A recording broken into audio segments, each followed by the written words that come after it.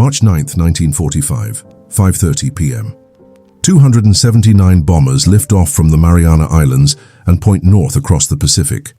No one on the ground in Tokyo knows they are coming.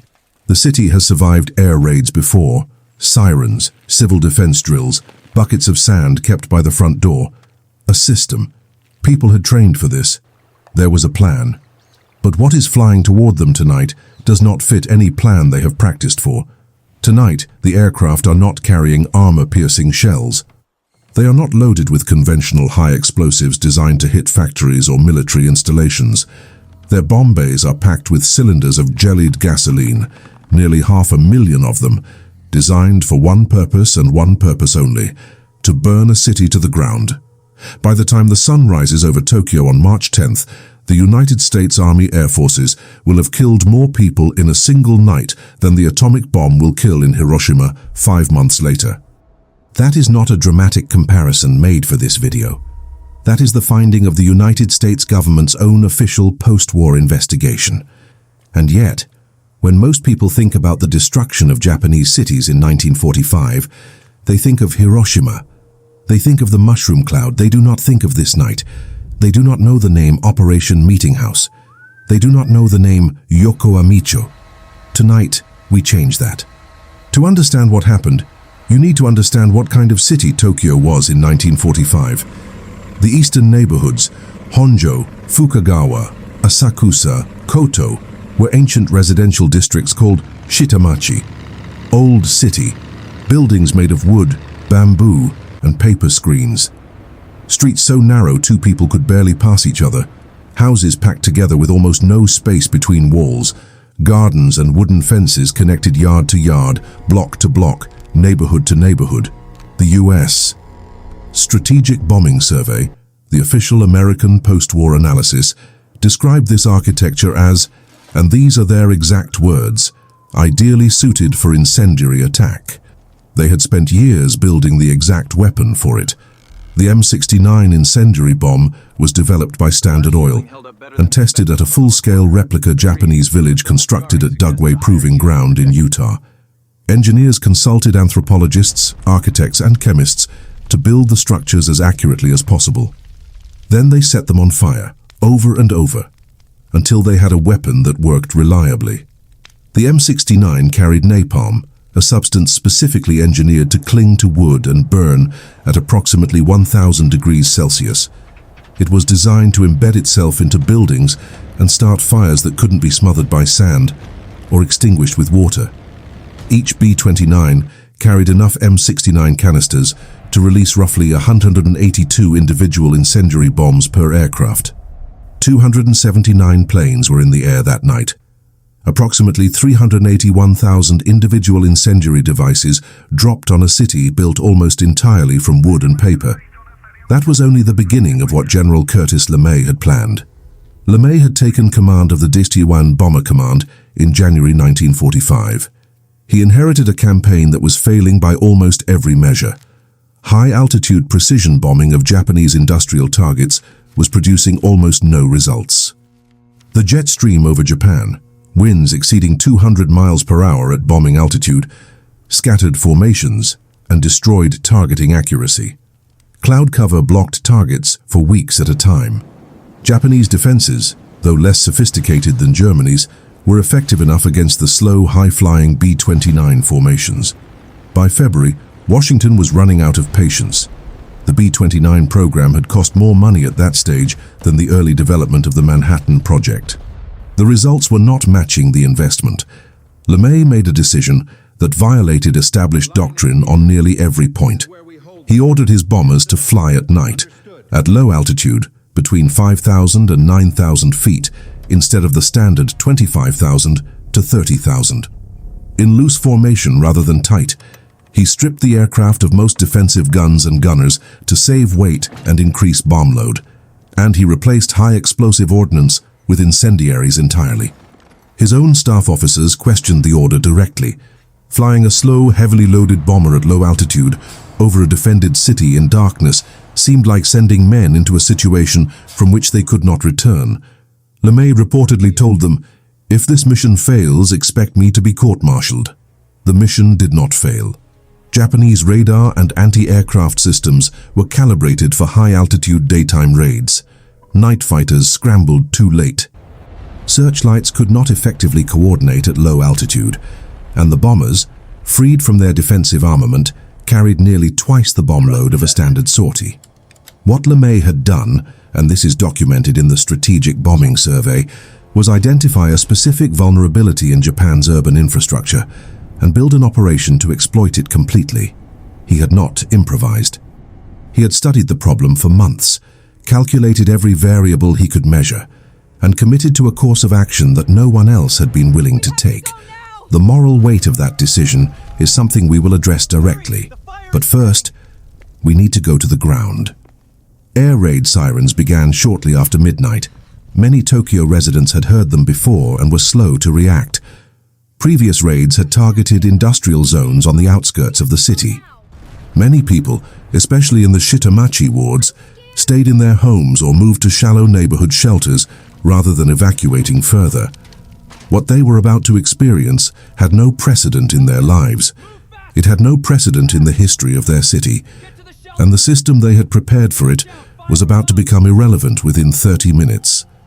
The first wave of B-29s dropped their bombs in a deliberate pattern, creating a ring of fire around the outer boundary of the target zone before the main formations arrived. This was not accidental. Mission records reviewed by historian Kenneth Werrell confirm that leading aircraft marked the perimeter of the target area with incendiaries specifically to prevent people from escaping into the surrounding neighborhoods. The wind that night was gusting between 25 and 28 miles per hour from the northwest. Temperature on the ground was below 10 degrees Celsius. Almost exactly the conditions LeMay's planners had modeled. Within 30 minutes, civil defense records show that fire brigades in Honjo and Fukagawa had already lost the ability to respond. The fires were not in isolated locations that could be surrounded and controlled. They were everywhere simultaneously, on rooftops, embedded in wooden beams, burning in alley walls, and they were growing toward each other. And then they merged. A firestorm. Not a collection of fires that firefighters could reach one by one. A single, self-sustaining atmospheric event.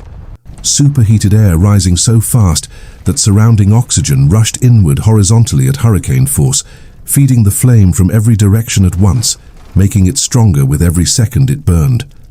The heat at ground level reached temperatures estimated between 980 and 2800 degrees Fahrenheit in the most intense zones. Metal objects deformed, asphalt burned. The Sumida River, into which thousands of people had waded to escape the heat, boiled in sections closest to the fire. People were physically lifted off the ground by wind.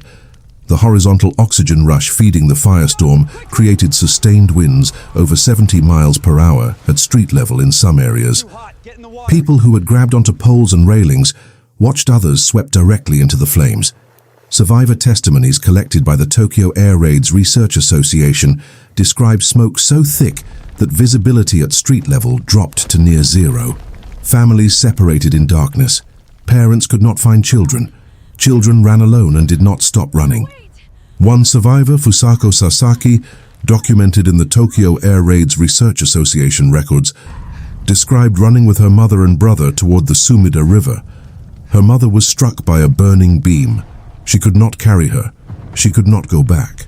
She was 8 years old. We are not citing these accounts for dramatic effect. We are citing them because history that does not account for what happened to actual people is not history. It is bookkeeping. By dawn on March 10, 1945, the fires had burned themselves out. 16 square miles of densely populated urban neighborhood gone. In the most intensely burned sectors, the United States Strategic Bombing Survey noted that virtually nothing above ground had survived. The official American military record places the death toll at 83,793 people killed and 40,918 wounded in a single night. Over 267,000 buildings destroyed.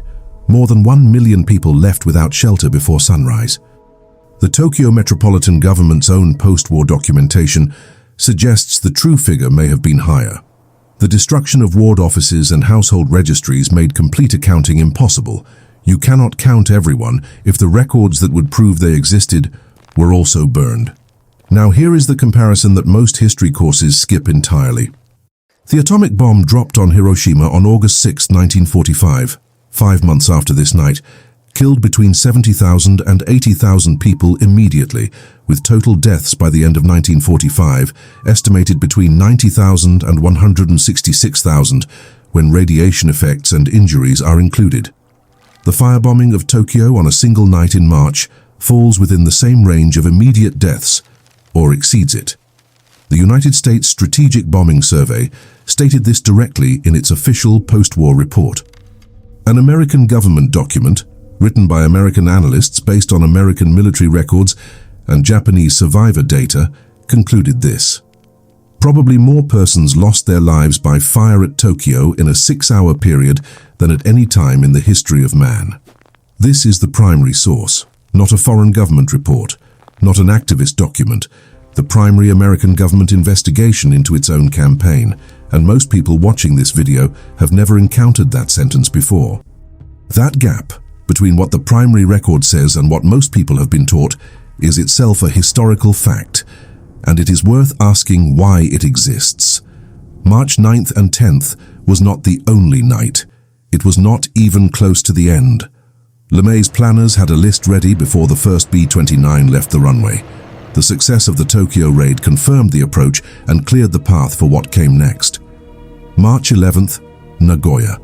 March 13th, Osaka, Japan's second largest city, 8.2 square miles burned.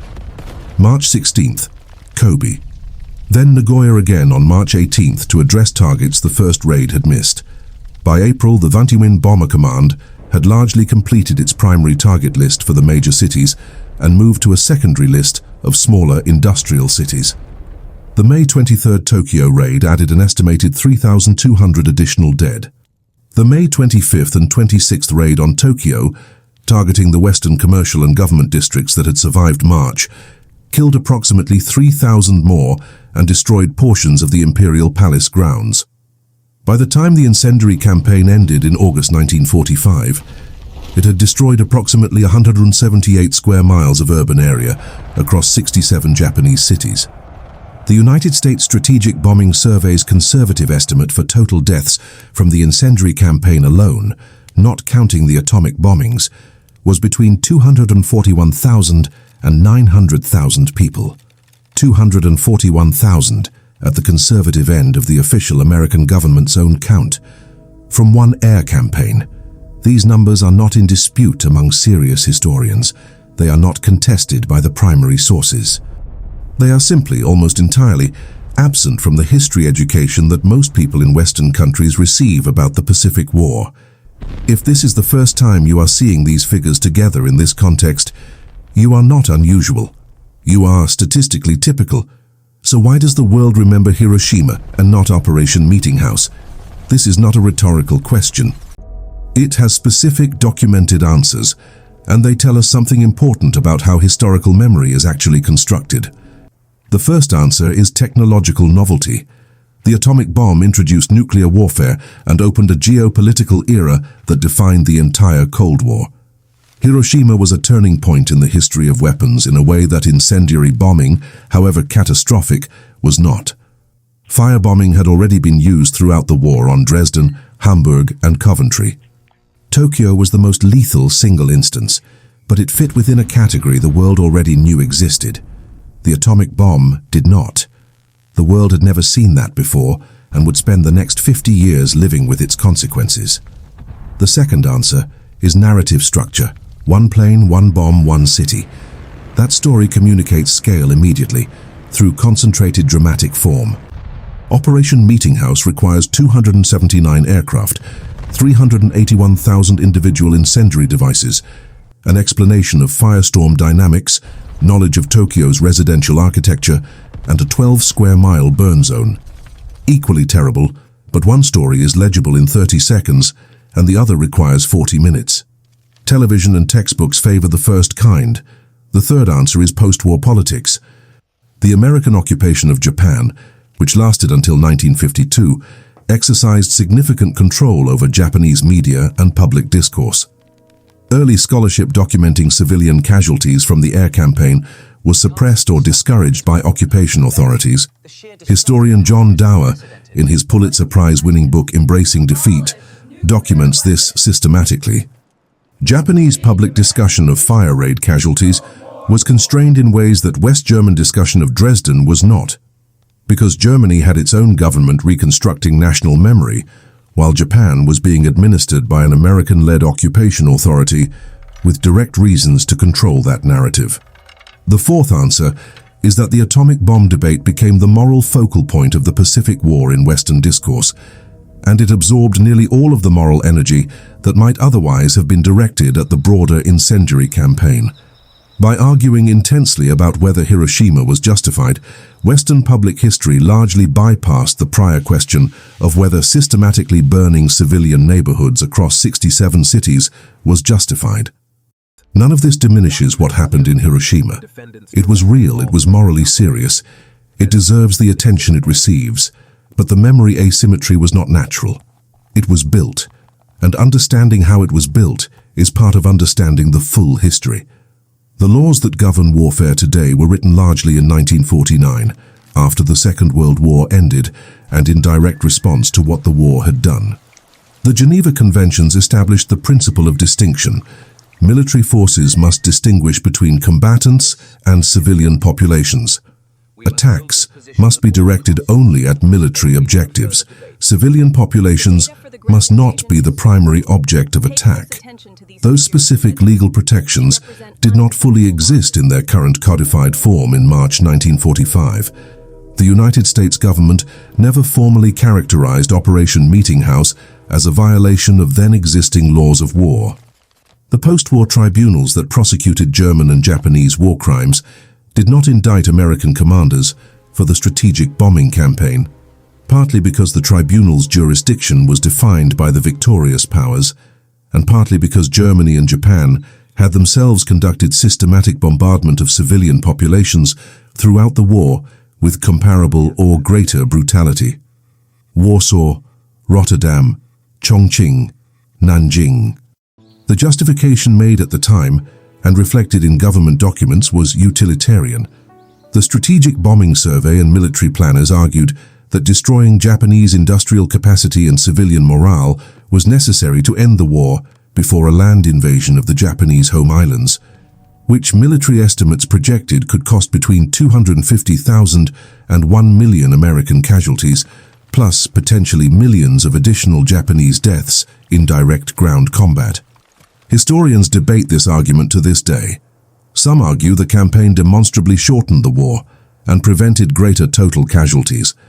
Others argue that Japan was already near surrender before the final phase of bombing, and that the decisions reflected political and strategic calculations beyond pure military necessity. Both sides produce primary documents to support their positions. Neither has achieved consensus among professional historians. What the historical record does not support is the view that these decisions were made without moral awareness. Secretary of War Henry Stimson, who oversaw the strategic bombing campaign, wrote in his private diary in June 1945 that he was deeply troubled by the attacks on Japanese cities. He specifically worked to have Kyoto, a city of enormous cultural and religious significance, removed from the target list. He succeeded. Kyoto was not bombed. These are not the notes of a man who felt nothing.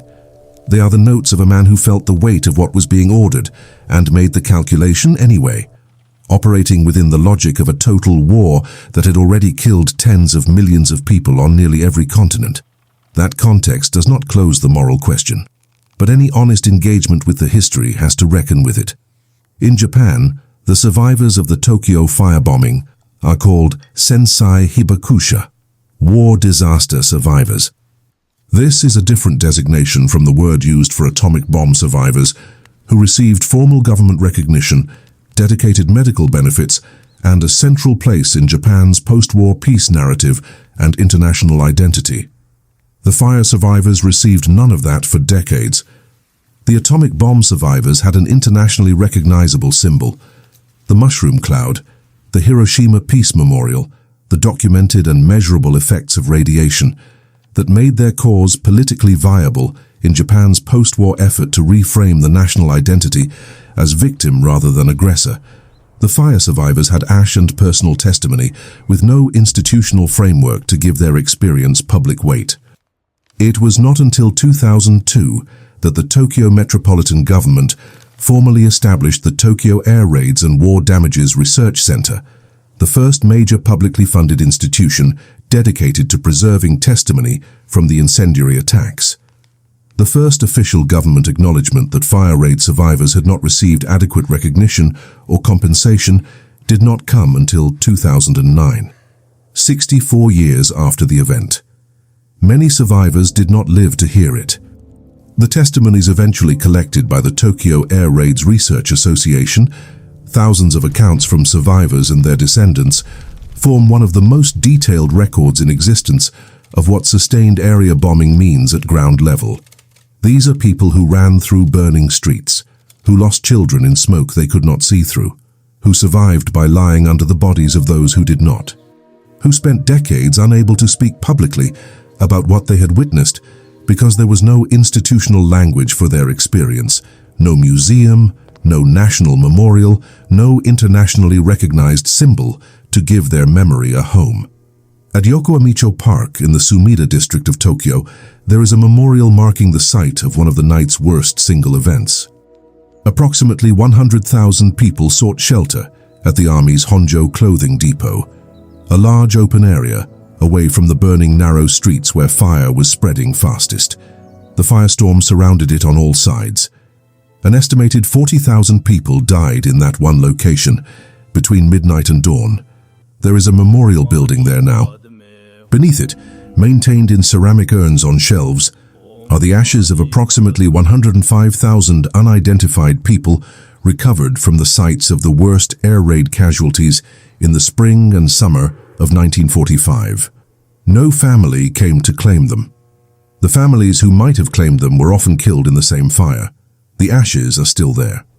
As of the last public reports from the memorial staff, some of them are from March 10, 1945. History that only remembers the suffering of those whose governments built effective memory institutions is not history. It is a curated exhibit, and the price of curated exhibits is that we draw partial lessons from the past, apply partial understanding to the present, and remain vulnerable to partial repeats of what we thought we already understood. The firestorm that consumed Tokyo's eastern wards on March 9 and 10, 1945, was not an accident. It was not an aberration. It was the intended outcome of a doctrine, systematic area bombing of civilian population centers, that had been developed incrementally, justified incrementally, and applied with increasing efficiency and scale across the entire war. That doctrine was built step by step. Each step was justified by the context of the step before it. Each decision seemed defensible in isolation. Until the accumulated logic arrived at the Honjo clothing depot at 2 in the morning, and 40,000 people died in one location before sunrise. Understanding how that process works, not just in Japan, not just in 1945, but in how nations make decisions about the use of force in general, is among the most practically important things that historical education can provide. So when you encounter the phrase collateral damage is inevitable, or the ends justified the means, or they were just following orders, you now know what those phrases look like when they are applied at full scale. You know the names of the wards. You know what the river did to the people who waded into it. You know the number in the urns beneath Yokohamicho Park. You know what the survivors wrote. That knowledge is not comfortable. It is not supposed to be. At the Tokyo Air Raids and War Damages Research Center, there is a wall of names. Not all of them. The records weren't complete enough for that, because the fires took the records too. But what could be recovered? Ordinary people, from a city of 7 million, who had no more say in the decisions that determined their fate than you would have had in theirs. They deserve to be known, not as a footnote in a strategic bombing survey, not as a casualty figure in a comparative analysis, as people. And that ultimately is what this channel exists for. 80 years later, most people who watch a documentary about the Pacific War will see Hiroshima. They will see the mushroom cloud. They will see the famous photograph of the shadow burned into the steps. They will stand, at least in imagination, Before the Hiroshima Peace Memorial, they will not see Yoko Amicho. They will not hear the name Honjo. They will not hear the name Fukagawa. They will not know that 40,000 people died in a single park before the sun came up on March 10, 1945. You know now. If this video gave you something worth keeping, share it. Not for the algorithm, and not for the view count. For the same reason, people have always passed history forward, because someone who needed to know it didn't yet. If you want to understand the full picture of how the Pacific War reached this point, what intelligence failures, strategic pressures, and political decisions made the firebombing campaign feel not just possible, but necessary to the people who ordered it, that is the next video on this channel. Subscribe if you want to be there when it drops. We are Warblind. The war doesn't end when the guns go silent. It ends when we finally understand what happened and why.